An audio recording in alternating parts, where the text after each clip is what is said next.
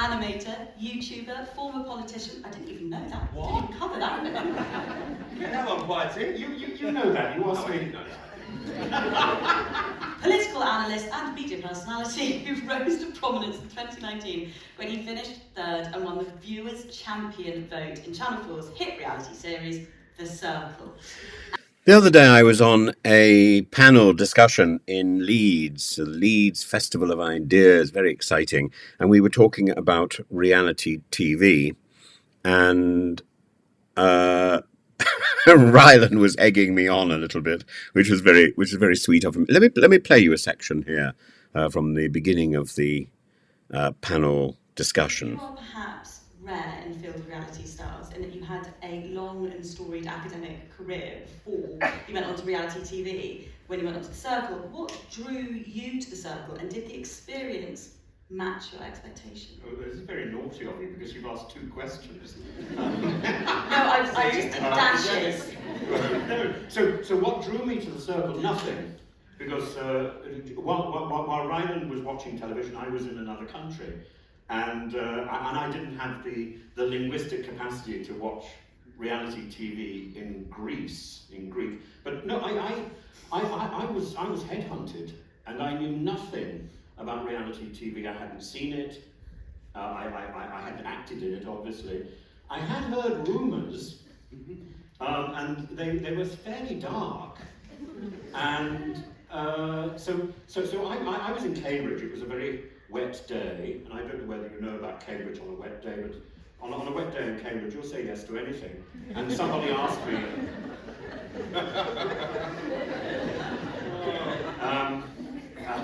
there's the opportunity. And somebody asked me, would I do this show? And I thought, well, you know, I've got a few weeks spare, and then I'm going back to my university, which was in Moscow.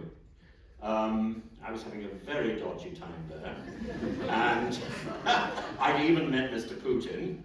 I'd shaken hands with Satan, and I was thinking, is there a way out? So I was quite happy. I was quite happy to say yes to this. I mean, it was an acting job, and who wouldn't say yes to an acting job? I know some acting jobs can be a little odd. But I asked professionals, and nobody was prepared to say anything, and I realised that reality TV existed in this sort of shadowland where nobody talks about what's going on, and I wanted to find out more. It seemed to me a little bit like looking for the mechanics of a political party or a vermiculous cult. And so I knew nothing at all. That means like a worm. I knew nothing at all about reality TV when I was on it. And I can say quite bluntly that my experience, it lived up to all my worst expectations. Not the actual show. Why? The show was wonderful. I loved the show. But so often, so I thought that if I'd been 20 years old, I think I would have been a little bit worried. But I thought I was old enough and resilient enough to deal with the problem of fame or the problem of a bad edit. I had a brilliant edit. No, it was really so good, and there were moments in the show where I could actually feel what the edit would be. So what was the bad bit? What? What was the bad bit? The bad bit was afterwards, because one of the problems of reality TV is we think of fame, we think of the bad edit, and I'm sure we're going to talk about this, but my experience is that what you get is this loss of agency. Because of the control of the show, a show needs to be controlled, a show needs to be managed and produced because it's going to be broadcast, and often very quickly. But the problem is, the Circle was already anticipating a lot of the rules which have come in. Dr. Charlotte already knows this because you worked on some of the production companies' shows, so you know how these production companies take so much effort to get it right. But this issue of control, when do you stop controlling the talent? And how do you switch that off? And that becomes so difficult. And now Ofcom has practically given license to that to continue for a further 18 months. And the problem is control and the fact that you lose your reality. So I would draw a distinction between authenticity, which is what's so important in reality TV, and reality, which is what you lose. And some people say, oh, reality TV isn't really reality at all. It is, it's just a particular view of reality. And when you get it right, it's incredibly stimulating. So in terms of the experience, the second part of the question, which I'd sort of anticipated anyway, in terms of the experience, yeah, it was, because of that, it was really about the manipulation after the show. I loved the show, I still love the show, I think it worked very well, I think I worked well on it, but the manipulation afterwards was unbelievable. For about 18 months, I simply could not anticipate that. And what do you mean manipulation after the show? Well, because of that loss of some popcorn for me. because of that loss. I'm sure there'd be part two, like Jaws, just when you thought it was safe to go into the water. Bum, bum, bum, bum, bum. I am with these things. Because of this loss of because of this loss of agency, you lose a sense of who you are, and you're incredibly dependent on the people who you've worked with. And those people you've worked with are not the people that you see. So you see the edit. I live this other world, and all that goes, and you're very vulnerable, you're very exposed, and you're very trusting.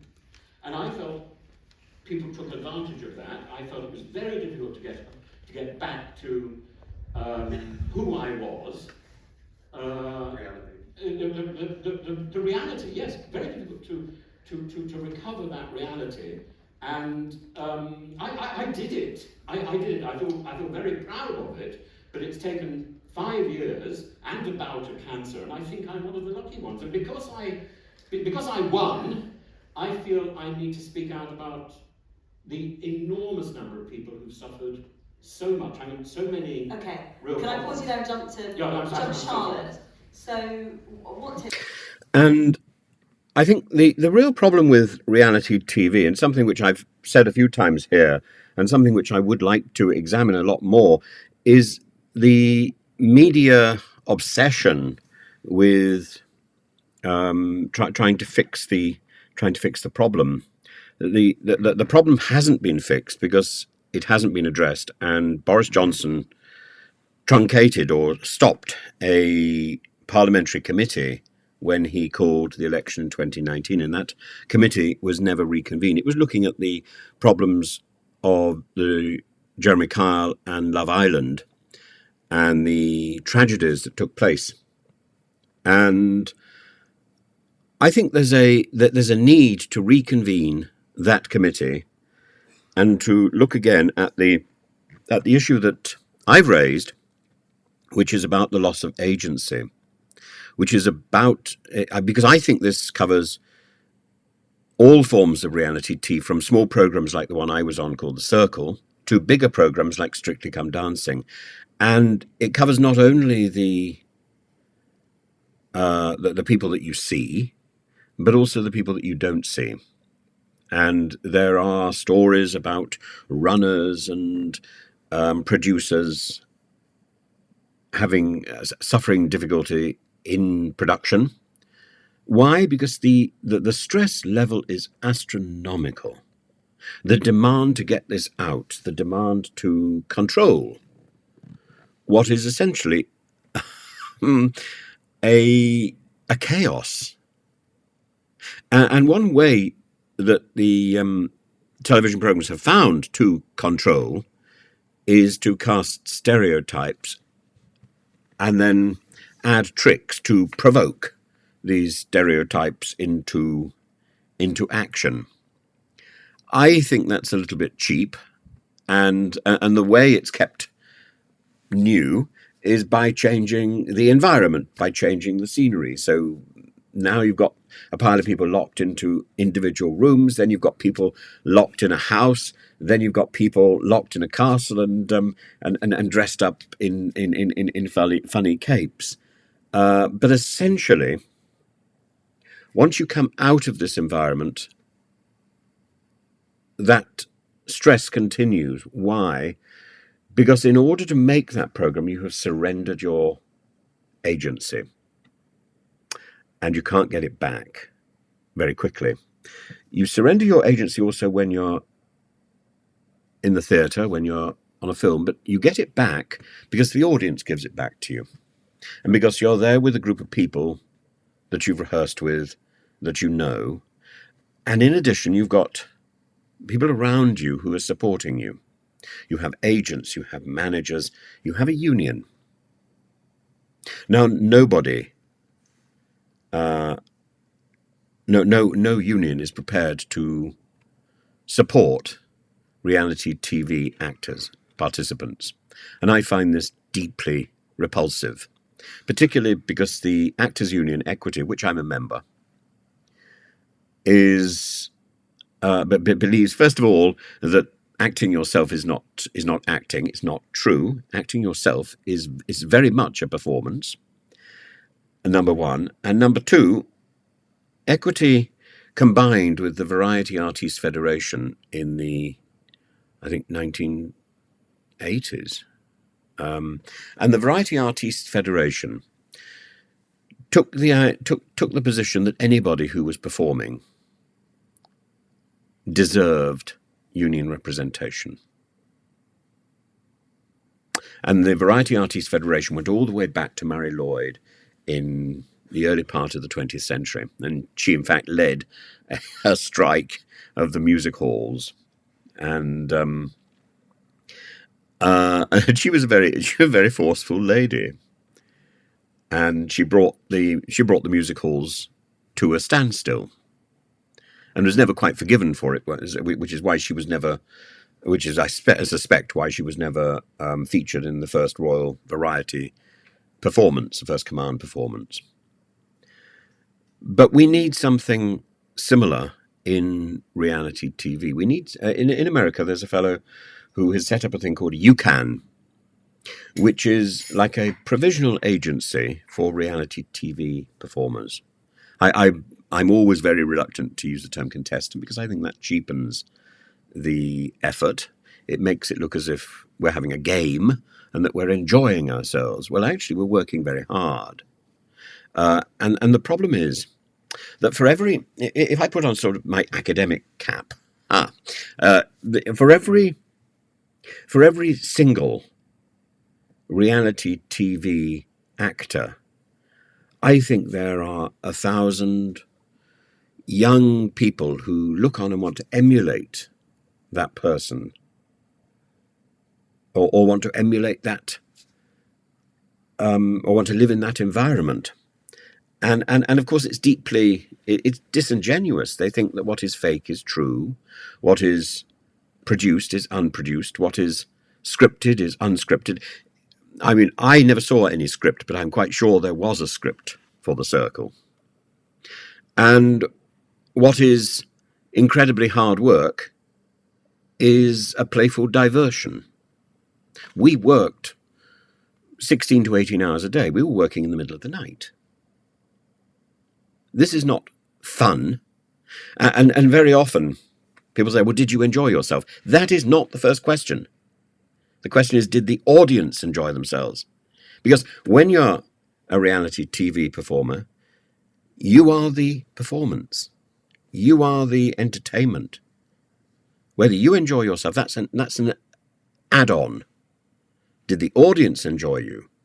That is the criterion that needs to be considered. So I think anybody who is on television needs professional representation and professional support, because you can't get it from your family, because your family have been fed the same lies, the same deceit that the rest of the nation, the rest of the world has been fed. Because reality TV is so powerful, and the TV companies that produce reality TV, the TV studios that produce reality TV, are so dynamic, and everything is masked with this secrecy.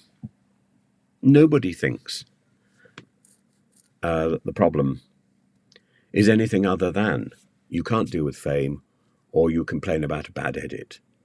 As I said in this panel show, I had a really good edit. I was one of the winners. But I know many people from a variety of shows now who have suffered greatly. And in fact, the majority of people that I have met who have been on reality TV have struggled to adjust. And I don't think it's possible to go back to ordinary life. It's to say somebody is a reality TV contestant is as insulting as to say that, these are just ordinary people who can go back to their ordinary life as soon as the show is over. There isn't an ordinary life you can go back to. In my case, in The Circle, there was a BC and an AC, before The Circle and after The Circle. And although I like to think I'm authentically the same person that I was before I was on reality TV, that I am in the street, that I am here on YouTube, there is a difference. The reality has changed dramatically.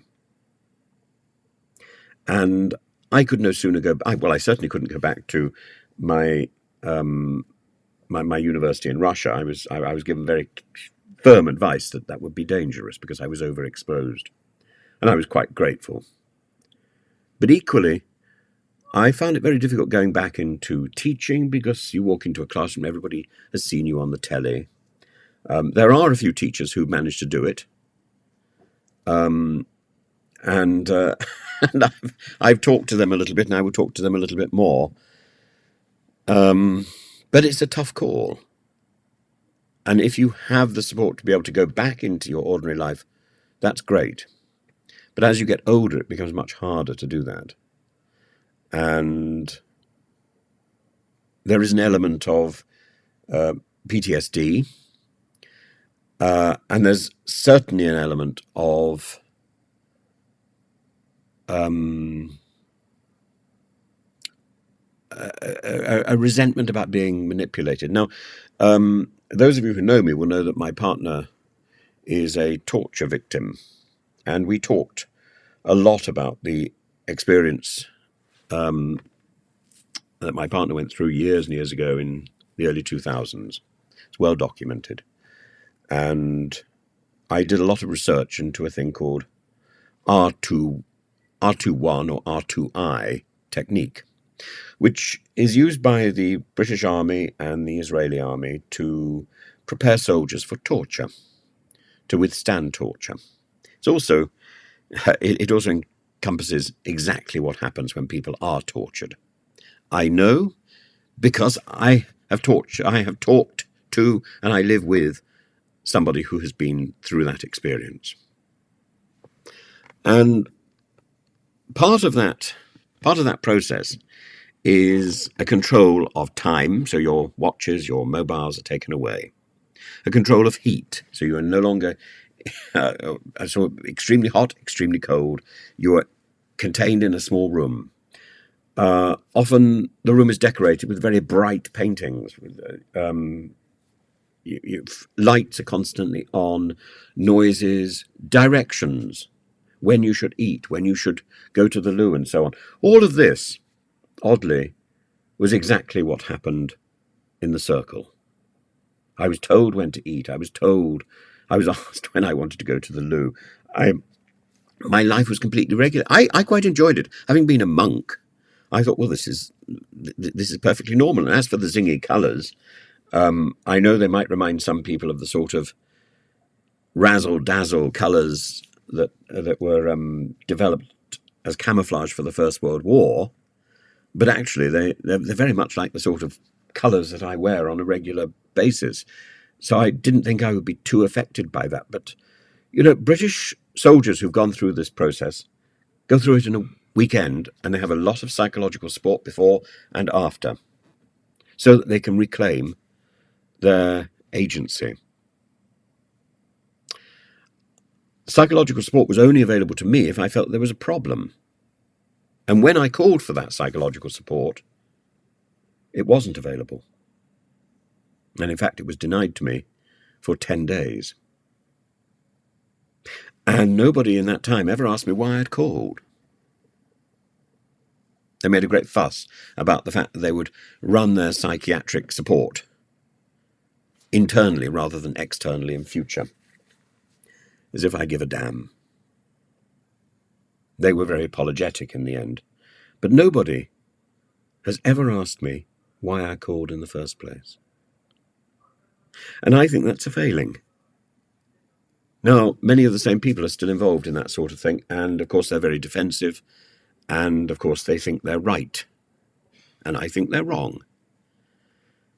But we aren't having these discussions because the only people who were invited to testify at the committee stage in the House of Commons were basically people in the production companies. I think 4 participants, 2 from Jeremy Kyle and 2 from Love Island, gave some testimony, but that isn't a comprehensive review. That's a sticking plaster for something which has a gaping wound with over 50 suicides worldwide in an industry which has left a lot of people wrecked. And for me, I'm not terribly worried about my mental health. I think I'm quite resilient. Though I must say, I wrote an article for The Independent at one point, and I said that the 18 months after the show were 18 months of pure hell that I would never want to go through again and wouldn't wish on anybody else. And then I was diagnosed with cancer, and when the tumour was removed, my consultant very sweetly told me it was about 18 months old. It's not a legal case. It's an interesting anecdote. But I think we need to examine reality TV, not because of the way it affects the participants, who are a very small group, but because of the way it affects you. Because of the way that ordinary people switch on the telly and egg on this nastiness, this division. We're all involved in a sort of new